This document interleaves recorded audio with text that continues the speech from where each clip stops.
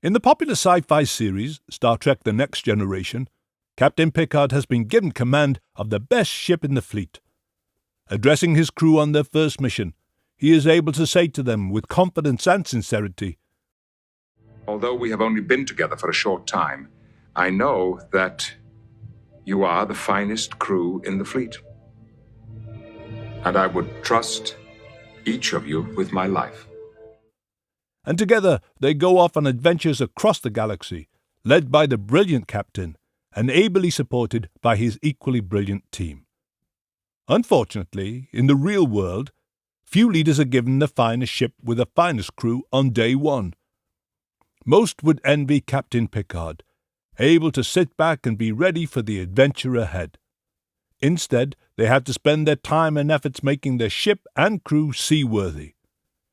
Is there any way you could do this faster or more effectively? Well, if you were Captain Picard, you wouldn't stand for any consultant spouting fancy management mumbo-jumbo aboard your ship. You'd want practical stuff that works now and can be implemented with minimal fuss and resources. We think a leader like Picard would want no-nonsense skills and habits for his team to adopt and follow.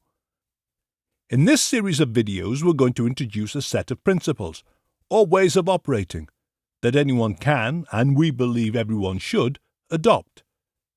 These principles are part of the increasingly popular Wardley mapping method, which is helping numerous organizations around the world adapt to change more effectively. Your organization's ability to adapt in a rapidly changing world, what we call AQ or Adaptiveness Quotient, will be a major determinant of future success. Principles are not rules to be followed slavishly. Rather, they are guides for improving and aligning action throughout the organization. These 40 principles are grouped into 6 areas of activity: communication, development, operations, learning, leading, and structure.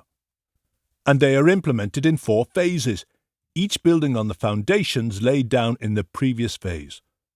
The first 9 principles in Phase 1 will help your organization to stop harming itself, because you'd be surprised how much damage organizations inflict upon themselves.